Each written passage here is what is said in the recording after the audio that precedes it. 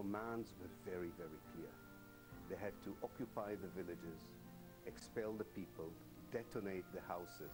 Muslim Views, in conjunction with BDS and with the support of the CAF Trust, brings to you for the first time in South Africa Professor Ilan Pappe, the Israeli author of The Ethnic Cleansing of Palestine and numerous other books, a world authority on a national tour of South Africa starting in Cape Town, Durban and Johannesburg. Come and listen to him at various venues outlining the history of the Zionist project and how Israel has successfully branded itself over the years. Support this initiative of Muslim Views, your premier Muslim newspaper in South Africa, so we can continue to tackle both local and global issues as we have done for almost 55 years. All the political outfits, including the State of Israel, that were created by the force of colonialism, not by the wishes of the people, are collapsing in front of our eyes.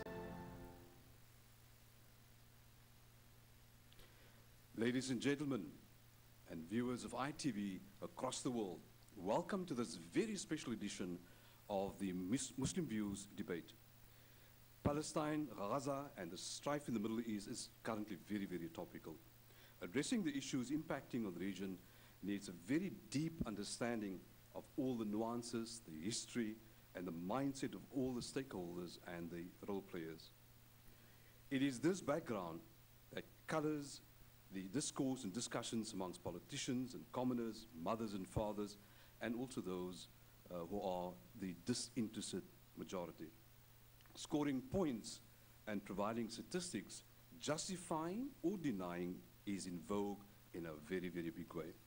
For the first time, perhaps, social media has provided a platform that gives a very, very new perspective. Just as pictures paints 1,000 words, so do phone cameras provide very graphic details on a scale that we've never seen before. So to do something interesting, anything all over the world takes on a new vigor. At Muslim Views, we embrace this new challenge. Inviting Professor Ilan Pappe, who came here, by the way, with absolutely no conditions attached, therefore for a series of information sharing and information gathering talks was the fundamental rationale for having him in South Africa. As an academic, historian, Israeli, and Jewish, he is possibly the most suited to provide a very factual account of the history of the region and hopefully a possible way forward. This invitation was with the support of the CAF Trust and also of BDS. The world, though, has clearly underestimated the Zionists' capacity to inflict more murderous pain on the Gazans. His presence here tonight and the timing of his visit has clearly elevated the debate around the world and the treatment of the Palestinians and their rights to a land lost due to violent occupation and dispossession. And this is the critical aspect for us at Muslim Views. In its illustrious history that spans for almost 55 years, first as Muslim News and now Muslim Views, the paper has fastidiously championed the cause of the oppressed, promoted excellence in journalism, and has carefully remained independent and objective. This has been our strength. From amongst those whom we've hosted recently is George Galloway, who stands out as an inspiration and as a person who speaks his mind despite the huge odds. This is what is needed. We currently occupy a world where cleansed information thrives. Creating diversions has become a speciality. Money rules, and objectivity, compassion, and ultimately truth suffers. The military-industrial complexes, particularly in the hands of global bankers, churns out better and bigger modes of creating destruction and mayhem in the world that allows for the further subjugation of unprotected peoples. Such is the fate currently of the Palestinians. It's become a reality TV game for the young, brainwashed operators of drones and jets who shower death on young children, mothers, and fathers. This injustice now needs to be addressed at a more global level. And hence, today, Professor Ilan Pappe's presence with us. His recordal of the real history of the incremental ethnic cleansing of Palestine gives perhaps the incentive to design and sustain a campaign until Palestine and other oppressed people are free. We've had to redesign today's program. What was to be a debate will now have to be a very deep discussion on issues pertinent to Professor's areas of expertise. Try as much as we could from amongst the Jewish community locally. We were hopelessly unsuccessful at getting anyone to participate in a debate. Reasons range from, and I quote, one of the major issues is that there is no one in South Africa from the Jewish community that I know of who actually publishes on the Middle East. So there are no experts, so to speak, who could create an interesting debate, close quote. I copied that verbatim. And also, a person I spoke to who said, I would love to have attended, but I have 3 books that I'm editing, and therefore I cannot participate. We've tried to get hold of the South African Designers Federation, and unfortunately, they were unable to even respond to the emails that I had sent to them. I have also spoken to the media, the direct liaison officer of Chief Rabbi Warren Goldstein, who unfortunately is out of town. So what we've done today, and hopefully you'll participate in the program that would give you a new light on the issues affecting the Palestinian people. Before we proceed, though, with the actual discussion, we have amongst us a stalwart of our own struggles for freedom, Dr. Anwar Nagia, who wears too many hats for me to really go into depth with a CV on him. I will ask him to say a few words. Tonight, I'm going to ask him to keep his talk a little short because he's wont to speak for quite a while. But he's got 10 minutes given the constraints of live TV today. He has started out the Palestine Holocaust Museum, which is now known as the Human Rights Center, and he will elaborate further. Dr. Anwar Nagia.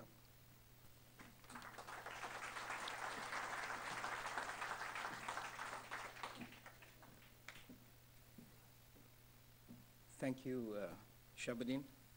Assalamu alaikum. Good evening. Welcome to everybody.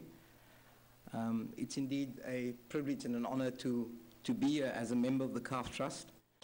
But firstly, let me just commend Muslim Views, Farid, your team, Shabdin, Sharif, and Ilyas for bringing quite contemporary issues to the fore and getting us to get involved in taking this thing nationally and also forming different coalitions throughout South Africa. It's an important discourse and it's an important thing that's quite overdue.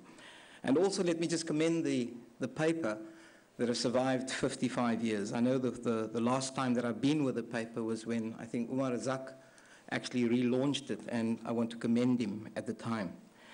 But enough said. I'm here just to, probably in a bit of ambush marketing, because we represent the CAF Trust and the Palestine Museum, the Al-Kaf Center, something that I think is quite passionate to most peace-loving South Africans, and something that is passionate to people that perhaps, well, in South Africa and the crowd here, support and make the connection between the Palestinian struggle as equal to a human rights issue.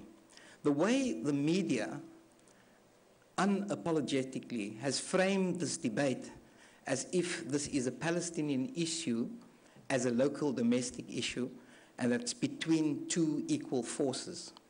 There's only one force, is the Palestinian people fighting to get back land that was stolen from them and supported by the international community, the United Nations, even the so-called leaders of the first world democracies, America, France, Germany, Britain, and the like, and the whole of Europe, supporting this genocide.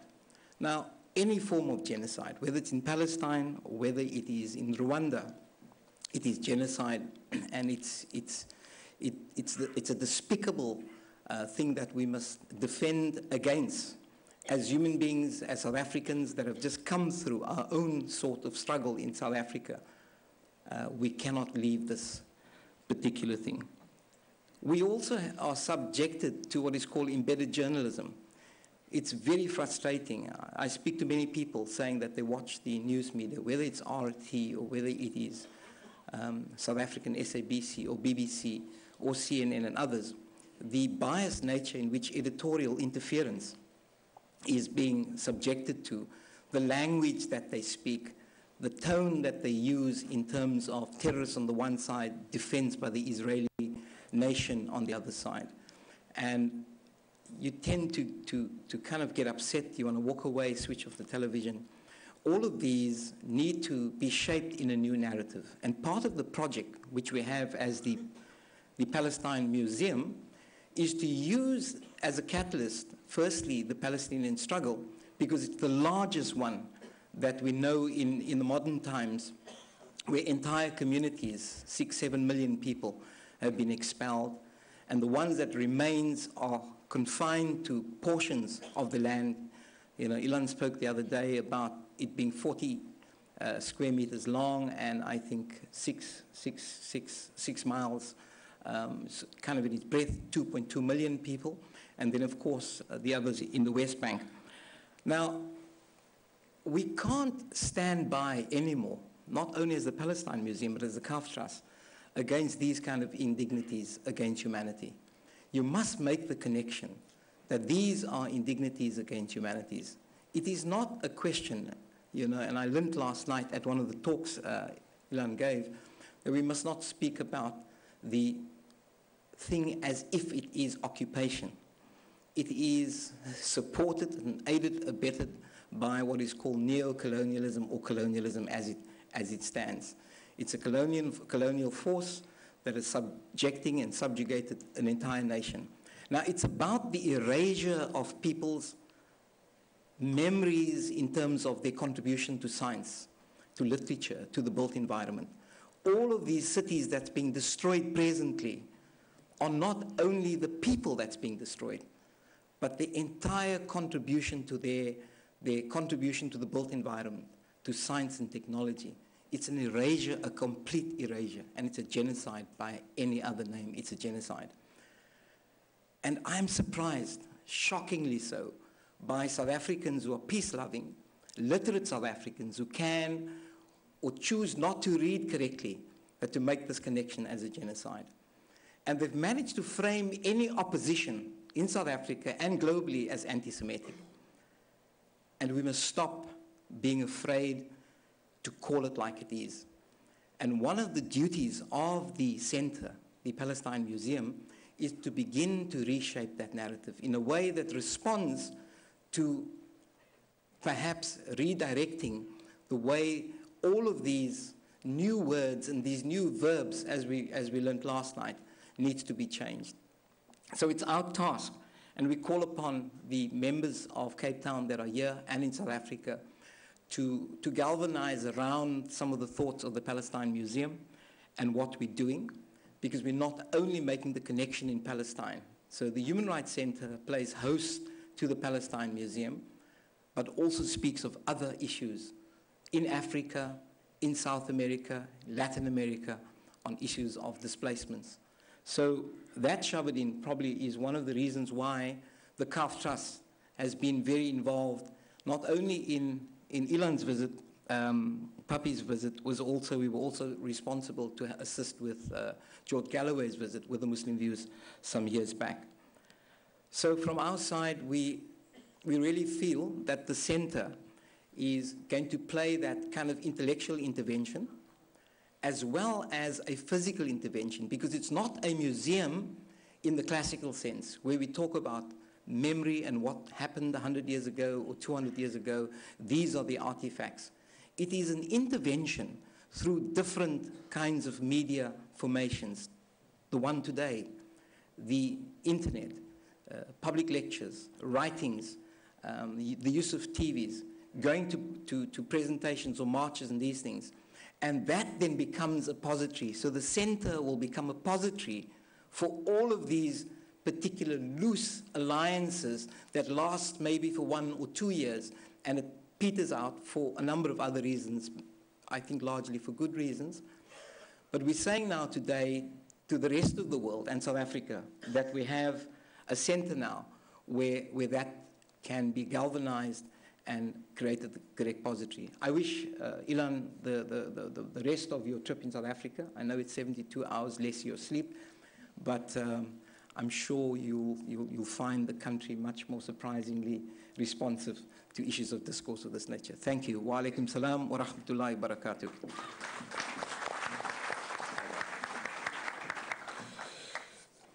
Thank you, Dr. Nagya.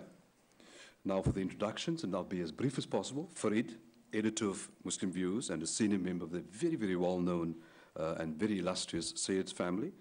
He cut his teeth in journalism as a very, very young man. In fact, he was a delivery boy for Muslim News in those years, and now is virtually synonymous with Muslim Views. He will chair tonight's session. And then Professor Ilan Pappe, we've now heard him, seen him. I'm not going to repeat that. I think let the show begin. It's up to you. Thank you very much.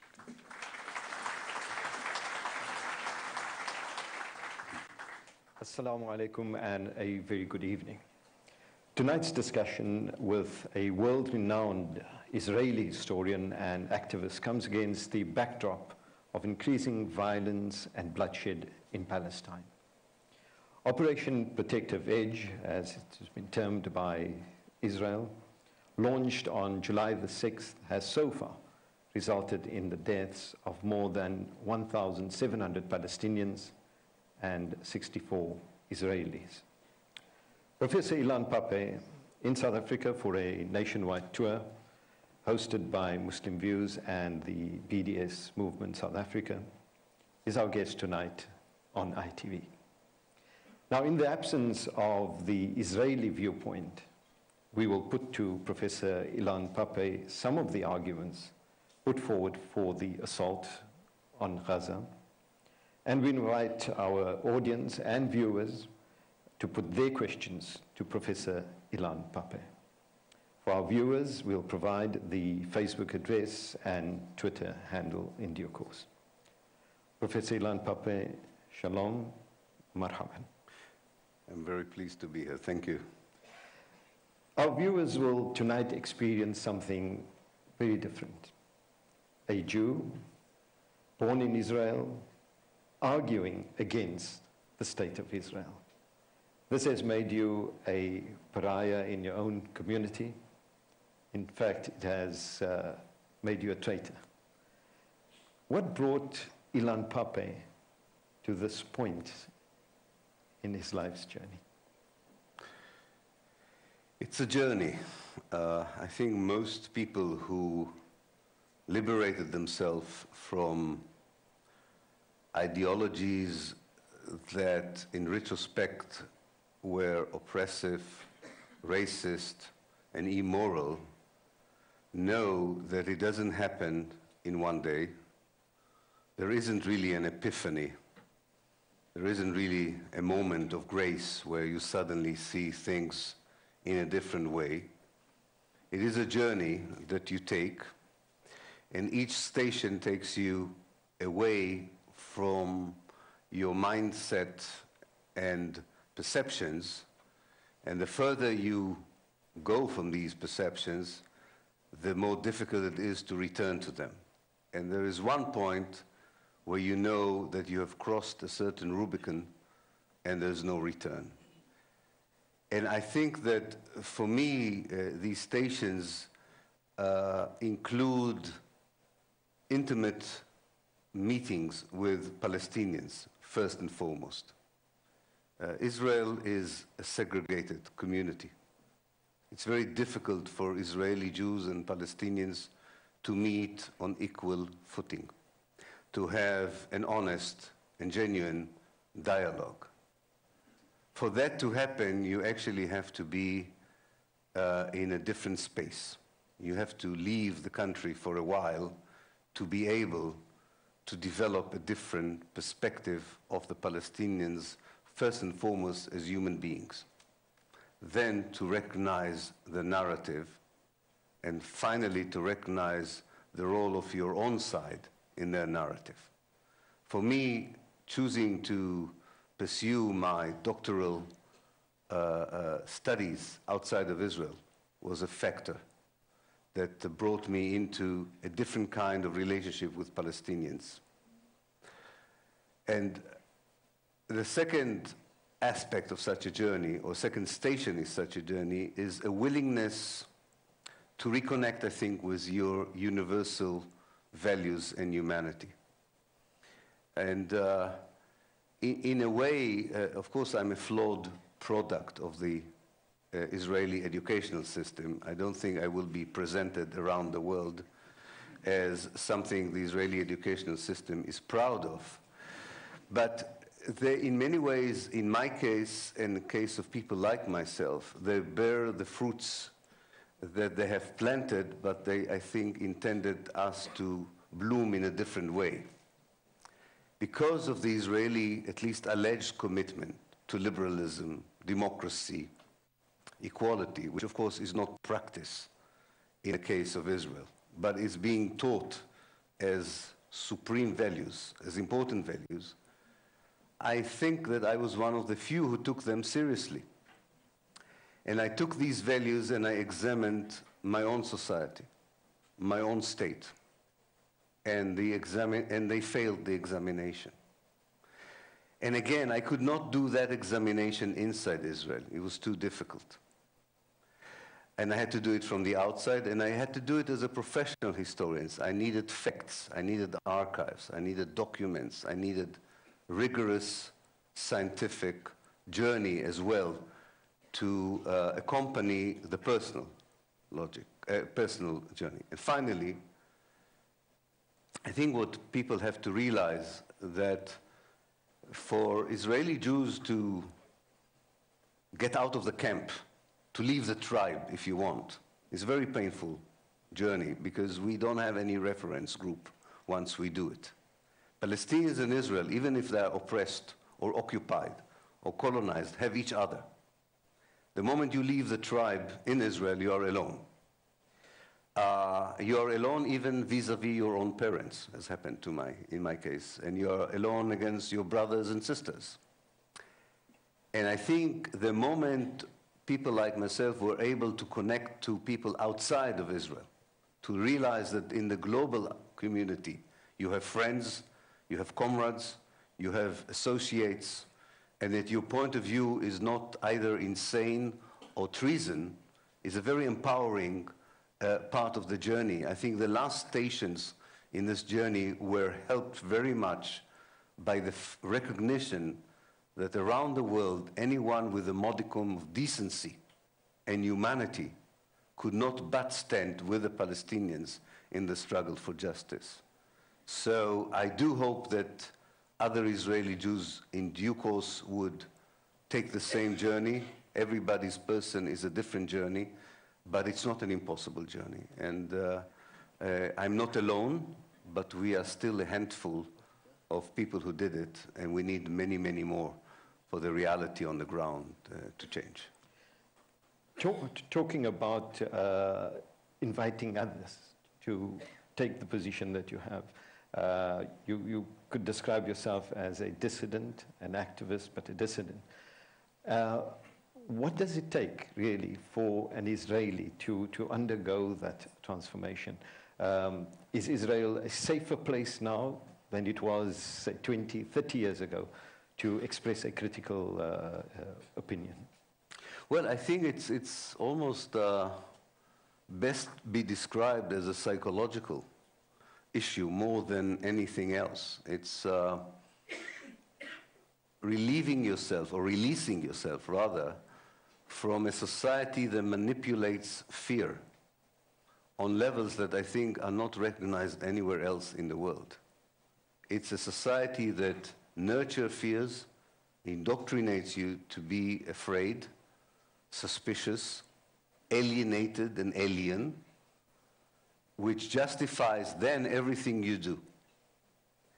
And the first thing I think that one has to do is to stop being afraid. And the only way of not being afraid of someone who is your neighbor but you don't know is to know him. I'll give you one example which I think illustrates best what I'm trying to say. I was involved in an attempt to create joint kindergartens and elementary schools in Israel for Palestinians and Jews. The amount of effort that the government has invested in destroying this system shows you what I'm talking about. Because if people would know each other from the age of kindergarten, if they would know each other in elementary school, they would find it very difficult to kill each other or to hate each other. So Israel does all it can to prevent Palestinians and Jews to interact as human beings. And the worst, in fact, example of it is, and those who've been to the West Bank know of it, is a red sign that you can see on the entrance to every village and town in the West Bank. If you drive there, and an Israeli can drive easily to Ramallah or to Nablus or to the villages around, they would encounter, only in Hebrew, a huge sign with big letters, red letters, saying, you are entering a zone of danger, or a dangerous zone. Your life is at peril. You are risking everything you have, and so on and so forth, as if you were entered the heart of the worst jungle in the world. And this is meant to deter people on the basis of dehumanizing the other. There is no policeman there. There is no blockade. Nobody will stop you from entering. They are confident that the portrayal of any Palestinian area as an area of barbarism, of danger, is enough to deter Israeli Jews from entering. So I think working on yourself not to view the Palestinians as inhuman is a very important part of the process. Of course, additionally, you have to learn the history, you have to know what Israel and Zionism did to the Palestinians, but I think at the most basic level, people outside of Israel do not understand fully, I think, what is the gist of Israeli education. This indoctrination that in fact began with the early Zionist settlers who arrived in Palestine in the late 19th century. From the late 19th century until today, the impression and the perceptions of the Israeli Jews, of the Palestinians, is as alien, dangerous humans who do not deserve to be treated as equal human beings. And that fear feeds and informs the criminal policies that followed from 1882 until today. I want to pick up on that point in the second part of our program on how the Palestinians have been dehumanized. But just coming back to your journey, in terms of, was it your Jewish faith? What part did that play in your transformation? And if it did play a part, why is that not really playing a part in transforming society as such? Well, I think there are two versions of Judaism that have been developed since the appearance of Zionism as an ideology in the world. One is a very reduced, narrow version of Zionism as an ethnic national movement, a romantic kind of view of nationalism, where Judaism cannot survive and not thrive unless it is built in Palestine itself at the expense of the Palestinians. And there is a much wider universal sense of Judaism, which brought Jews to spearhead the civil rights movement in the southern United States, to be part of the struggle against apartheid, to be part of the struggle against Pinochet